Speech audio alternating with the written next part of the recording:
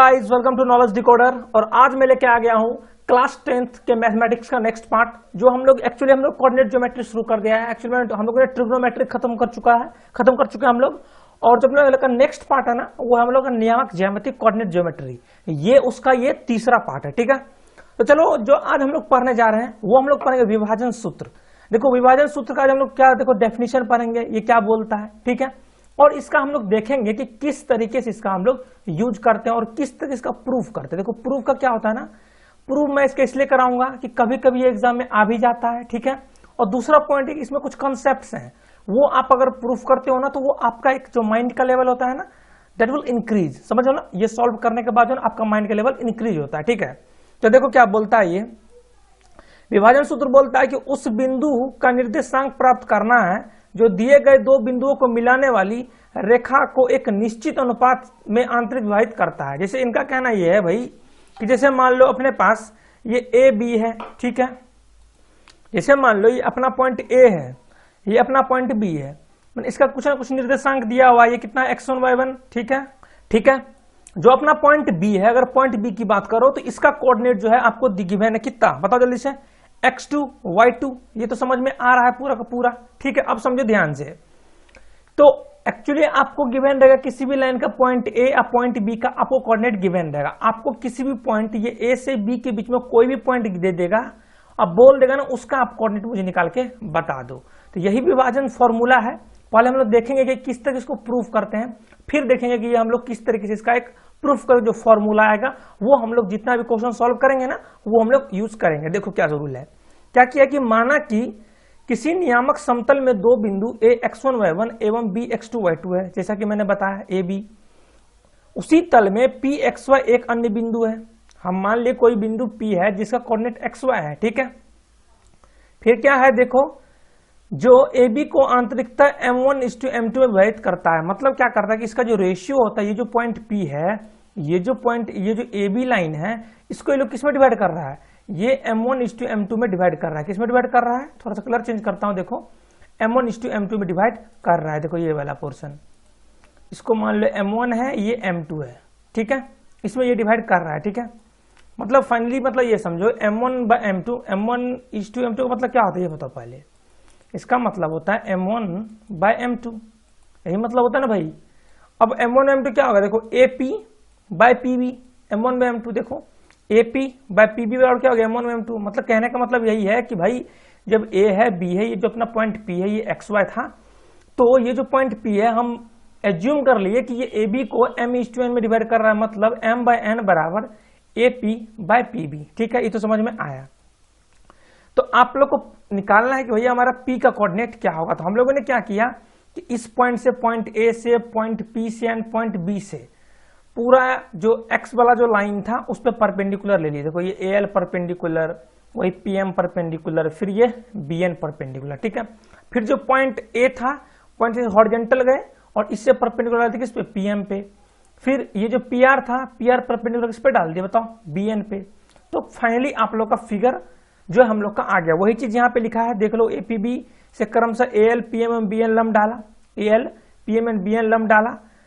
ठीक है, पुनः A पर PM एवं AQ तथा P से BN पर लम डाला। क्लियर है, कोई दिक्कत।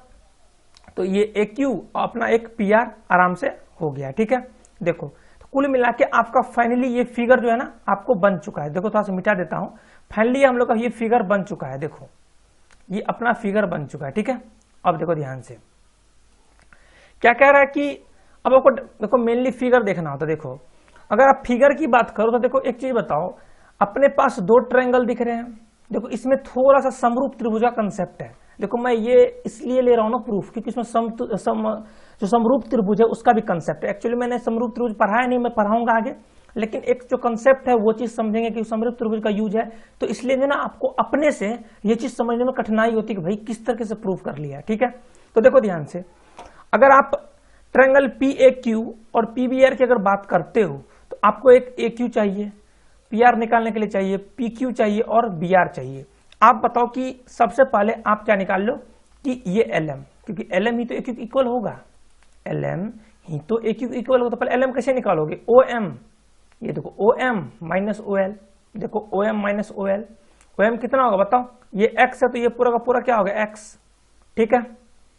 फिर माइनस x1 OL, क्लियर, ये x1 है, यही हमारा क्या हो जाएगा AQ, ठीक। तो AQ आ गया अपना x माइनस x1। इसी तरीके से मान लो क्या निकालना है आपको, PR। जो PR होगा हमारा वो किसके इक्वल होगा, PR हमारा इक्वल होगा MN के इक्वल, ये MN आप कैसे निकालोगे, यहां से यहां आपका x2 है, ठीक है, और यहां से यहां आपका x है, तो क्या लिख सकते हो x2 माइनस x। देखो PR बराबर MN बराबर x2 माइनस x, मतलब क्या, आपको AQ आ गया, PR आ गया, आप PQ निकाल लेते हैं अपन, फिर BR निकाल लेते हैं। तो बताओ कि ये PQ क्या होगा। अगर PQ की अगर आपसे हम बात पूछे तो अगर PM माइनस अगर QM कर दे तो काम बन जाएगा। अगर QM की बात करोगे तो ये लेंथ बराबर हो गया, मतलब ये कितना y1। ये जब पूरे की बात करोगे तो ये पूरा कितना है y, मतलब y माइनस y1। देखो जब बात अगर करते हो आप किसकी, PQ की, ये पोर्शन की जब बात करते हो तो PQ कितना हो गया बताओ, y माइनस y1। इसी तरह से जब BR की बात करोगे, इस पॉइंट ये जो BR है इसकी बात करोगे, ये कितना हो जाएगा y2 माइनस ये y, ये वाला पोर्शन कितना अपना y है, क्योंकि भाई ये x है ये y है, मतलब यहां से यहां x और ऊपर गया y, तो ये लेंथ और ये लेंथ क्या इक्वल ही तो है, मीन्स क्या ये अपना कितना है लेंथ y, मतलब यहां से आपका आ गया कितना, BR भी आपका कितना आ गया y2 माइनस y, ठीक है। अब देखो समरूप त्रिभुज का कंसेप्ट क्या है, देखो अभी आप इतना याद रख लो कि जो अगर ट्रायंगल APQ और PBR की, चलो थोड़ा कलर चेंज करता हूं, अगर APQ और PBR की अगर बात करते हो तो देखो ध्यान से क्या सीन बनता है। जैसे मान लो कि ये AP और PBR है, देख लो ध्यान से AP PBR, ठीक है। देखो ध्यान से APQ, ये वाला APQ और ये PBR, ठीक है। एक्चुअली जब आप पढ़ोगे ना समकोण, तो इसमें कौन कौन की समरूपता है, कौन कौन की समरूपता मीन्स मैं ये बोलना चाह रहा हूं कि ये भी 90 है और ये भी 90 है, ठीक है। जब आगे पढ़ोगे ना तो आपको और जब समरूप त्रिभुज पढ़ाऊंगा तो और क्लियर करूंगा, बस आप इतना याद रखो कि इसमें कौन कौन की समरूपता है, कि किसकी समरूपता है, कौन कौन की समरूपता है, ठीक है। तो इससे होगा क्या ना कि ये जो APQ ट्रायंगल है, ये जो APQ दिख रहा है और जो आपको PBR दिख रहा है ना, ये दूसरे एक दूसरे क्या है, समरूप है, क्या है अपना एक समरूप त्रिभुज है, दोनों एक दूसरे क्या है, समरूप है। तो देखो जब कोई भी त्रिभुज अगर समरूप होता है तो एक चीज याद रखना, जो भी इसका साइड है और इसके साइड का रेशियो वो सेम होता है। मतलब क्या, देखो मतलब AQ by PR is equal to AP by PB is equal to PQ by BR। देखो सेम चीज लिखा हुआ है यहाँ पे, AQ बाय PR, देखो ध्यान से यहां पे देखो AQ बाय PR, ठीक है। फिर देखो AP by PB, AP by PB, ठीक है। फिर देखो PQ बाय BR, क्या है अपना PQ बाय BR, मतलब PQ बाय BR जो कि बोला था। मतलब फाइनली आपको समरूप त्रिभुज में एक चीज कंसेप्ट होता है कि जो साइड का रेशियो होता है ना, करस्पॉन्डिंग साइड का रेशियो वो सेम होता है, जैसे कि मैंने आपको बताया जो जो त्रिभुज समरूप रहेंगे उसके जो करस्पॉन्डिंग साइड का रेशियो होता है वो इक्वल होता है। अब जो जो वैल्यू दिया था लिख लिए भाई, AQ कितना है तो बताओ जल्दी से, AQ अपना कितना निकाल दे बताओ, x माइनस x1 लिख लिए, PR निकाल x2 माइनस x, ठीक है यहां से। और देखो AP व PB कितना था, अब AP व PB बताया था ना, ये M1 है ये M2 है, तो मतलब AP व PB कितना था M1 बाय M2, ठीक है वही लिख लिए। फिर y माइनस y1 और y2 माइनस y, ये PQ ऊपर वाला, ये BR जो है अपना y2 माइनस y। अब क्या करना है, अभी आपको ये इक्वेशन मिल गया, अपने को ये इक्वेशन मिल गया, तब कुछ करना क्या है, ये इक्वेशन जब मिल गया है तो टेंशन लेने की जरूरत नहीं है भाई, ये टेंशन लेने की जरूरत नहीं, एक बार इसको ले लो और एक बार इसको ले लो, ठीक। तो पहले हम लोग क्या किए कि इस पोर्शन को ले लिए हैं, देखो तो ध्यान से, x minus x1 by x2 minus x equal to M1 by M2, पहले का ये ले लिए, पहले ये इक्वेशन सॉल्व करेंगे। और जो दूसरा है ना, दूसरा हम लोग ये सॉल्व करेंगे, M1 by M2 is equal to y minus y1 by y2 minus y। ये वाला देखो, ये पोर्शन देखो ध्यान से, ये वाला पोर्शन हम लोग डील करेंगे, ये वाला देखो ये वाला पोर्शन, ठीक है। तो जब इसको सॉल्व किए, मस्त सॉल्व आपको कर लोगे ना सॉल्व, जब सॉल्व करते चले गए करते चले गए करते चले गए, तो इसमें जब सॉल्व किए तो आपको फाइनली जो x की वैल्यू आई वो आई M1 x2 plus M2 x1 by M1 plus M2। Solve कर लोगे ना, मैं मान के चल रहा हूं कि आप सॉल्व करो, बुधियार हो ना। एक्चुअली हम लोग तो x तो निकालना है, देखो एक्चुअली मुझे पॉइंट P का तो कोऑर्डिनेट चाहिए, मींस क्या हमको x चाहिए और y चाहिए, चाहिए कि नहीं चाहिए। तो जब आपको x y निकालना था तब हम लोग क्या निकाल लिए, पहले इक्वेशन से x निकाल लिए, तो x आया कितना M1 x2 plus M2 x1 by M1 plus M2, मतलब x हो गया यहाँ से। जब ये इक्वेशन यूज करते हैं अपन ये वाला, तो इसको सॉल्व करके हम लोग का यहां से y आ जाता है। यही आपका कोऑर्डिनेट हो गया x, y। मतलब अगर कोई लाइन ए बी है, अगर बीच में पॉइंट P है, इसको m1:m2 रेशियो में डिवाइड कर रहा है, तो P का जो कोऑर्डिनेट होगा वो होगा x, क्या होगा m1x2 plus m2x1 bye m1 plus m2, y होगा m1y2 plus m2y1 bye m1 plus m2। आप समझना, देखो याद कैसे रखेंगे, देखो ध्यान से देखो, जैसे लाइन ये ए बी था, ठीक है, समझना ध्यान से, जैसे बता रहा हूं, ये पॉइंट P था, ये x1 था, ये x2 था, ठीक है। अब देखो सॉरी m1, ये m1 है, m1 था, ये m2 था। देखो जब आप m1 यूज कर रहे हो तो आप इसका यूज करोगे, जो भी x2y2 जो होगा वो ये यूज करोगे, ठीक है। जब आप m2 यूज करोगे तो इसका जो भी है कोऑर्डिनेट यूज करोगे, या x1y1 जो यूज करोगे, समझ, अल्टरनेट चलता है। अब ऐसा नहीं है कि जैसे ए बी है, ये m1 m2 था तो m1 इसका यूज कर लिया, m2 इसका यूज, ऐसे नहीं, उल्टा चलता है इसमें। अगर m1 इसका है तो इसका कोऑर्डिनेट जो पॉइंट B रहेगा उसका कोऑर्डिनेट यूज करेंगे, और m2 के साथ जो है इसका कोऑर्डिनेट यूज करेंगे। जैसे देखो x बराबर क्या है m1x2, क्या है m1x2, m1 भले ही इसका है लेकिन x2 B का था, तो B का यूज किए, क्योंकि मैं बताया था जब यहाँ पे लिखा रहे उसके जो बाद वाला जो दूर वाला पोर्शन है उसका यूज करते हैं, अल्टरनेट वाला। तो m1x2 फिर m2x1, m2 इसका था, इसका यूज किसका करेंगे, इसका x1 का, वही यूज किया है, divide by m1 plus m2। इसी तरह से अगर y की भी बात करते हो, वह क्या हो जाएगा m1 जैसे ही लिखे तो इसके साथ y1 नहीं आ सकता, y2 ही आएगा, क्योंकि मैं बताया कि इसमें उल्टा चलता है। ऐसा नहीं कि जिसके जिसके नजदीक है, जैसे मान लो कि ये a है, b है, तो आप ऐसे नहीं कर सकते m1 है तो m1 ये अगर मान लो कि x1 y1 है तो आप लिख लो कि m1 y1 लिख लो, ऐसे नहीं चलता। m1 है तो इसका यूज होगा, अगर m2 अगर यहाँ पे लिखा रहा था तो m2 में इसका यूज होगा, ठीक है, समझ में आ गया होगा। देखो तो जो फॉर्मूला फाइनली आ गया हम लोग का, कितना आया बताओ, x बराबर m1x2 plus m2 x1 m1 plus m2, y बराबर m1 y2 plus m2 y1 m1 plus m2। तो ये आपका x और y आ गया, यही आपका कोऑर्डिनेट हो गया, मतलब जो P बिंदु का हम लोग का निर्देशांक होगा यही होगा m1x2 plus m2 x1 m1 plus m2, फिर m1 y2 plus m2 m1 plus m2, ठीक है। ये चीज आपको कंसेप्ट क्लियर, इसको बोला जाता है सेक्शन फॉर्मूला, इसको बोला जाता है, ठीक है। आप कुछ नोट पॉइंट्स है, ये अपना हो गया यूनिवर्सल फार्मूला, ये फार्मूला कहीं भी फेल नहीं होने वाला है, जहां पे कहीं पे लगा दो, अगर कोई भी पॉइंट ए बी है उसके अगर बीच में अगर कोई भी पॉइंट पे अगर निकालना होता है मतलब कोऑर्डिनेट, तो आप आराम से ये फार्मूला यूज कर सकते हो, ठीक है। जैसे कुछ नोट पॉइंट्स जो बोल्ड पॉइंट से समझ लो, उसी का एक्सटेंडेड थोड़ा सा रूप है। देखो यदि P बिंदु ए बी को m:n अनुपात में आंतरिक विभाजित करता है तो P बिंदु का निर्देशांक, तो ये बताया था मैं, कोई दिक्कत नहीं है। अब देखो यहाँ पे m1 m2 था, अब m1 के जगह पे यहाँ पे m हो गया और m2 यहाँ पे n हो गया, बस यही पुट कर लिया, कोई दिक्कत, यही फॉर्मूला का स्वरूप है। इसे मान लो यदि P बिंदु ए बी को k:1 के अनुपात में आंतरिक करे तो क्या होगा, तो ऑब्वियसली अब देखो कलर चेंज करता हूँ, देखो समझना ध्यान से जो जो बता रहा हूँ। अब देखो कि m1 के जगह पे k आ गया और m2 की जगह पे 1 आ गया, वही है, देखो देख रहे हो यहाँ 1 है, यहाँ भी 1 है, समझ में आ रहा है। m1 प्लस m2 क्या हो जाएगा, k प्लस 1, ठीक है। जैसे मान लो कि मिड पॉइंट का है, मतलब जैसे ही मिड पॉइंट आ गया, इट मीन्स ये क्या हुआ कि अगर मान लो ए बी है, क्लियर, कोई पॉइंट पी अगर इसके बीच में, मीन्स क्या 1:1 में डिवाइड किया है, मतलब एक दूसरे का क्या है, आधा है, तो बस 1:1 याद रखो। अब क्या हुआ यहाँ जो अब 1:1 है, मतलब क्या, ये जो आपको m1 दिख रहा है ये वाला, यहाँ से क्या पुट करोगे, ये वाला 1, और m2 ये जो दिख रहा है m2, ये कौन सा पुट करोगे बताओ, ये m2 यहाँ पे ये 1 पुट कर देंगे। बस जब हम लोग पुट किए m1 जो 1:x1 हो गया, ठीक है, 1:x2, समझ में आ रहा है ना।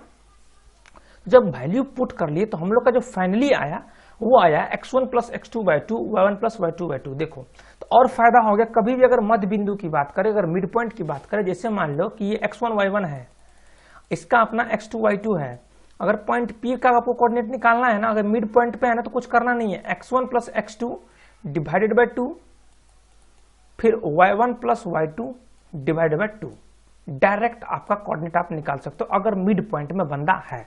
अगर कहीं नहीं है तो मैं यूनिवर्सल बताया हूं, वहां से आप जाके कर सकते हो, ठीक है। तो ये आप लोग समझ में आ गया होगा कि ये विभाजक किस तरीके से हम लोग विभाजक सूत्र, ये क्या सेक्शन फॉर्मूला है और किस तरीके से प्रूफ करते हैं, और किस तरह से इसमें जो हम लोग समरूप त्रिभुज का प्रयोग किए हुए हैं। देख लो ये वाला समरूप त्रिभुज है ना, एक तरह समरूप त्रिभुज ही है, क्या ये समरूपता लिखा हुआ है ना, ठीक है। चलो अब देखो, अब देखो हम लोग जो नेक्स्ट पोर्शन पढ़ेंगे कि सबसे पहले ये केंद्रक अथवा गुरुत्व केंद्र क्या होता है, इंग्लिश में इसको सेंट्रोइड बोलते हैं। देखो देखो ढेर सारा केंद्र होता है, गुरुत्व केंद्र होता है, एक परिघ केंद्र होता है, एक अंतः केंद्र, सब डिस्कस करूंगा, आज समझते रहना बस। जैसे देखो जब गुरुत्व केंद्र की बात करते हैं ना, तो गुरुत्व केंद्र कहता है ना कि भाई अगर गुरुत्व केंद्र उस केंद्र को बोलते हैं कि जब आप हर शीर्ष से माध्यिका आप निकाल लो, मतलब माध्यिकाओं के कटान बिंदु को हम लोग बोल देते हैं क्या, गुरुत्व केंद्र। वही लिखा हुआ देखो, किसी त्रिभुज की तीनों माध्यिकाएं जिस बिंदु पर एक दूसरे को प्रतिच्छेद करती है उससे उस त्रिभुज का केंद्रक कहते हैं। मतलब कुछ नहीं होता भाई कि आप तीन माध्यिकाएं खींच लो, कोई दिक्कत कोई परेशानी, और फिर जिस बिंदु पे ये कट करेगी ना, जिस बिंदु पे ये कट करेगी, जिस बिंदु पे ये कट करेगी उस बिंदु को बोल दिया जाता है कि भाई ये हमारा केंद्रक है। मतलब इस पॉइंट को ये बोल देगा क्या, कि ये हमारा सेंट्रोइड या केंद्रक है। ठीक है, तो अब आपको ये तो समझ में आ गया कि ये केंद्रक क्या होता है। अब आपको दूसरा पॉइंट जो याद रखना है, देखो ऑब्जेक्टिव में भी पूछता है, ऑब्जेक्टिव में पूछता ये है कि चलो भैया आप तो मुझे ये बता दिए कि अगर हम लोग माध्यिकाओं के कटान बिंदु केंद्रक बोल देंगे, तो जब आप बिंदु अगर इस बिंदु के बाद देखोगे तो जानते हो इस बिंदु किस रेशियो में इसको डिवाइड करता है, एडी को, ये एजी बाय जीडी हो जाएगा 2:1। फिर क्या हो जाएगा, बीजी बाय जी क्या हो जाएगा 2:1। फिर सीजी बाय जीएफ क्या हो जाएगा 2:1। इस रेशियो में डिवाइड कर, ये ऑब्जेक्टिव में बहुत पूछता है, उससे हम लोग इसका प्रूफ देखेंगे ना तो वहां भी ये चीज क्लियर होगा। देखो देखो लिखा भी है, देखो AG by GD, AG by GD, BG by GE, BG by GE, CG by GF 2:1 होगा। ठीक है, ये चीज आपको रिमेंबर रखनी है जिससे हम प्रूफ करने में इसकी आसानी होगा। ठीक है, अब देखो ध्यान से, तो एक बंदा कोई बोला हमसे आके कि सर आप तो लिख दिए एजी बाय जीडी 2:1, क्या हम ये लिख सकते हैं जीडी बाय एजी 2:1?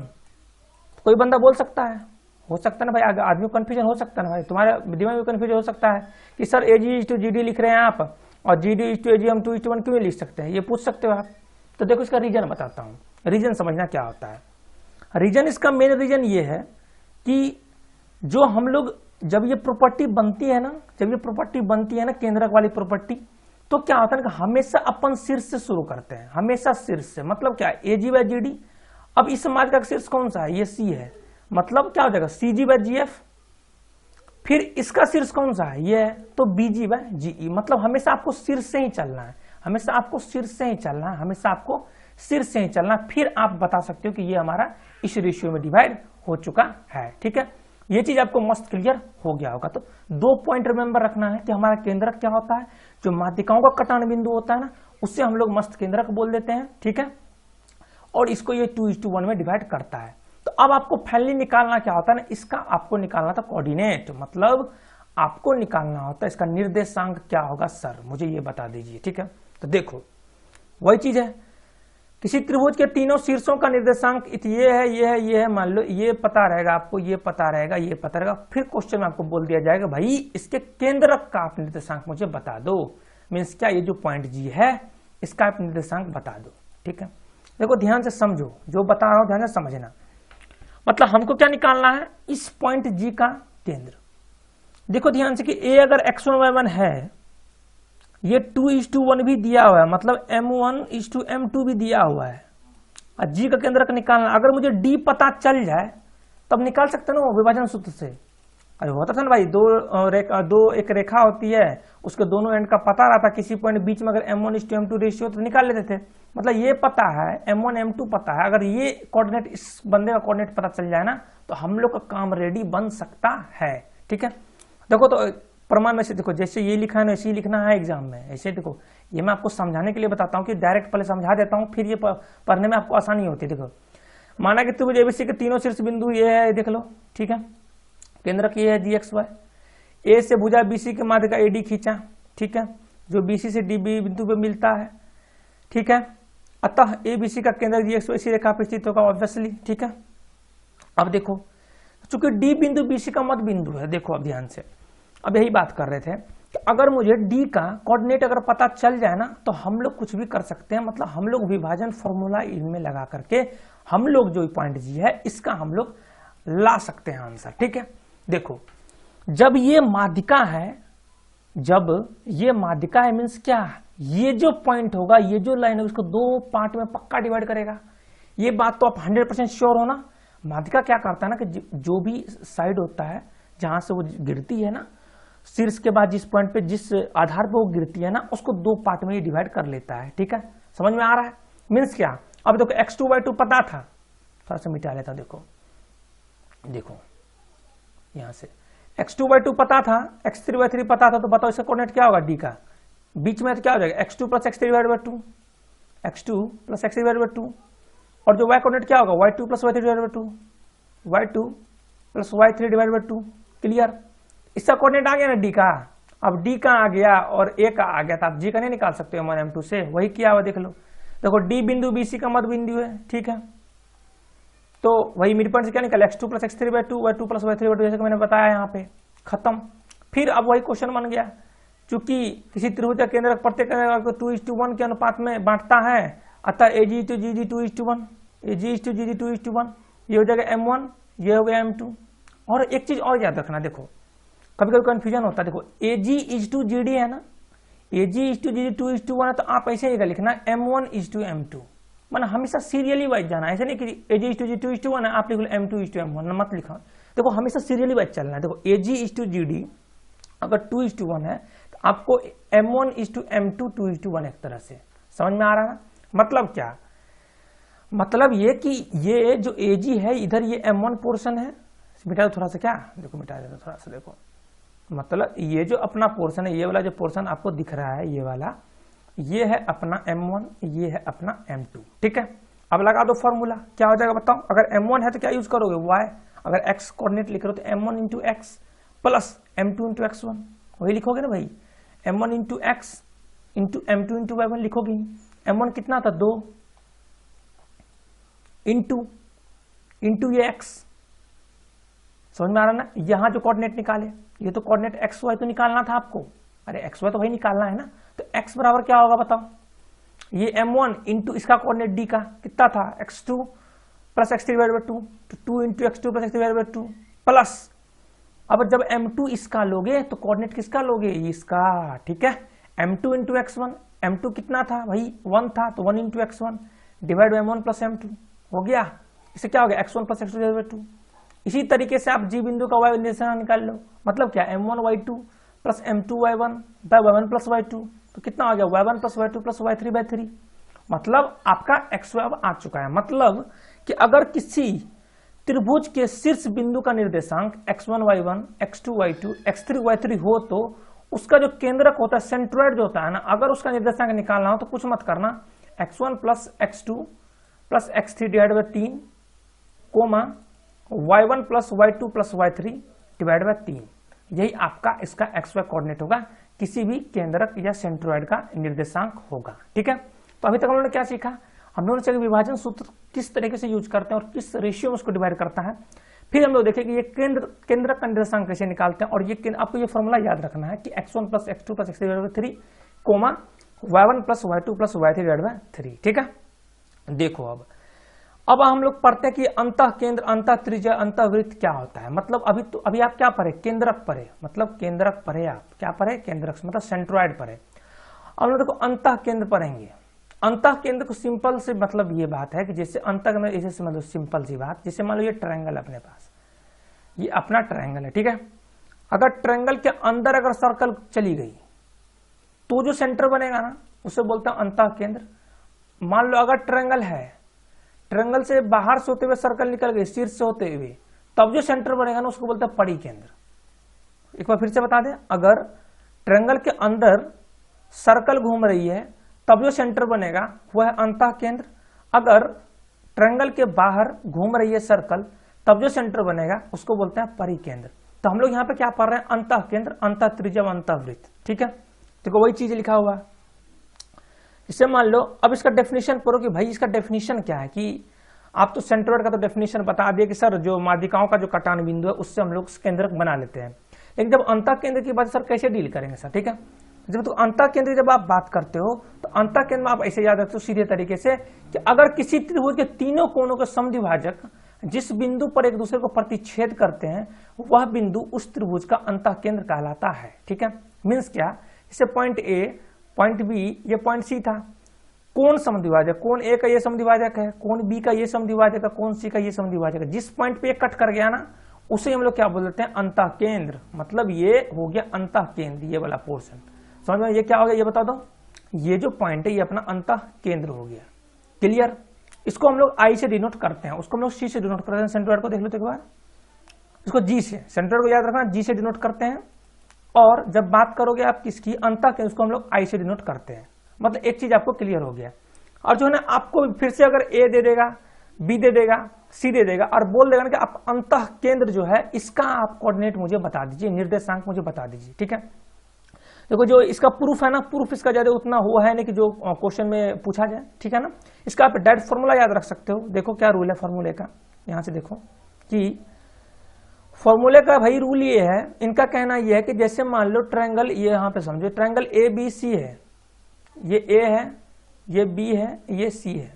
ठीक है, ये समझ में आ रहा है। देखो ए बी सी है, ये वाला देखो ए बी सी है। ठीक है, अब देखो एंगल ए के सामने स्मॉल ए है, एंगल सी के सामने स्मॉल सी है, और एंगल, ये एंगल है ना, एंगल बी के सामने स्मॉल बी है।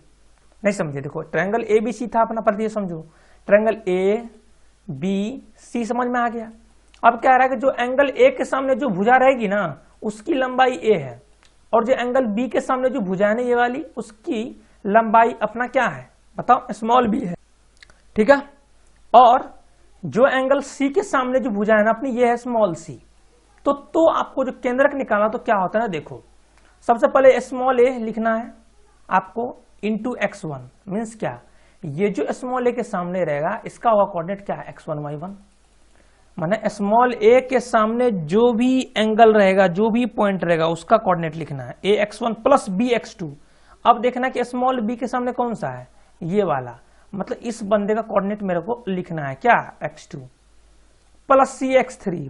c ये वाला पोर्शन है, इसके जस्ट सामने कौन सा, ये वाला है ना c भाई, ये c है छोटा सा c, इसके सामने कौन सा, ये वाला c है। इसका कोऑर्डिनेट क्या था, x3 y3। क्या लिखोगे, c x3। इसे यहां से भी समझो, देखो क्या लिखे थे, a स्मॉल a लिख रहे हो तो क्या लिखोगे, इसके जस्ट सामने कौन सा है, x1 प्लस स्मॉल b लिख रहे हो तो स्मॉल b के सामने कौन सा है बताओ, x2।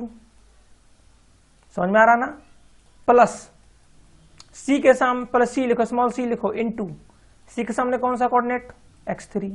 अब बाय क्या करोगे, देखो बाय में कर लेता हूं नीचे में a plus B plus C. इसी तरह से y कोऑर्डिनेट निकालोगे, a into y1 plus b into y2 plus c into y3 by a plus B plus सी।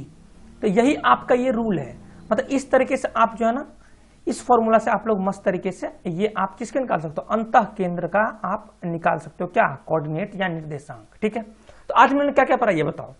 आज हम लोगों ने ये पढ़ा कि हम लोग किस तरीके से विभाजक सूत्र को प्रूफ करते हैं, किस तरीके से उसका फॉर्मूला हम लोग अच्छे से याद रखते हैं, अंतः केंद्र क्या होता है, परिकेंद्र क्या होता है, केंद्रक क्या होता है, उसमें कभी कंफ्यूजन नहीं होगा। और हम लोग केंद्रक का निर्देशांक पर किस तरह से निकालते हैं, और अंतः केंद्र का निर्देशांक पर हम लोग किस तरीके से निकालते हैं। ये भी जितना भी फॉर्मूला ना आप रिमेंबर रखना। जो हम लोग का नेक्स्ट पार्ट आएगा ना, इसका जो नेक्स्ट पार्ट है उसमें खाली क्वेश्चन कराएंगे, खाली टोटल केवल जो पूरा लेक्चर होगा ना पूरा क्वेश्चन से भरा पड़ा रहेगा। ठीक है, फिर जो अपना नेक्स्ट टॉपिक शुरू करेंगे वो होगा त्रिभुज, वो अपना लास्ट टॉपिक होगा नियामक ज्योमेट्री का, जो नियामक ज्योमेट्री है ना, और फिर अपना मजा आएगा। ठीक है ना, तो अगर यार नए हो ना आप चैनल पे, तो चैनल को जरूर सब्सक्राइब करो। और यार जो भी बंदे इस चैनल को देख रहे हो, देखो हम लोग का एक ही चीज है कि हम लोग आईटी और एनआईटी के बंदे यहाँ पे इसलिए आए हैं कि आप लोग को एक क्वालिटी एजुकेशन दे पाए फ्री ऑफ कॉस्ट। ठीक है ना, आपको एक क्वालिटी एजुकेशन दे पाए, बहुत अच्छे से समझ में आया आपको। क्योंकि यार इस जो अपने लोग का 9th 5th से 10th लेवल होता है ना, वहां पे होता है ना बहुत अच्छे टीचर कमी होती है। ऐसा नहीं कि टीचर नहीं होता है, लेकिन जो बहुत कम ऐसे टीचर होते हैं जो बहुत हाई लेवल पे पढ़ा पाते हैं। ठीक है ना, तो हम लोग आपके लिए इतना मेहनत कर रहे हैं ना, आप लोग दोगुना ज्यादा मेहनत करो। अभी देखना कि कल आपको वो भी डिक्लेयर होगा, 10th का रिजल्ट भी डिक्लेयर हो गया। तो मैं चाहता हूं ना कि अगले साल आप भी फोड़ दो, पूरा फोड़ दो, जितना प्रैक्टिस कर पाओ ना, आलोक एनसीईआरटी केसी सिन्हा जितना भी करना है ना सब करो। ठीक है ना, मैंने फिजिक्स केमिस्ट्री भी शुरू कर दिया, प्लेलिस्ट में जाकर देख सकते हो, वो बहुत तगड़ा चल रहा है। और यार बंदे को लाओ, जितना आप ला सकते हो ना लाओ। ठीक है ना, चलो। और नीचे टेलीग्राम का लिंक है, अगर लिंक ज्वाइन करना है, लिंक ज्वाइन करना है, वहां पे मैं पीडीएफ क्वेश्चन प्रोवाइड कराता हूँ। फेसबुक पेज को जरूर लाइक कर लेना, क्योंकि मैं वहां पे अपडेट देता रहता हूँ। चलो ठीक है, चलो आज का वीडियो इतना रखते हैं हम लोग। ओके, चलो थैंक्स।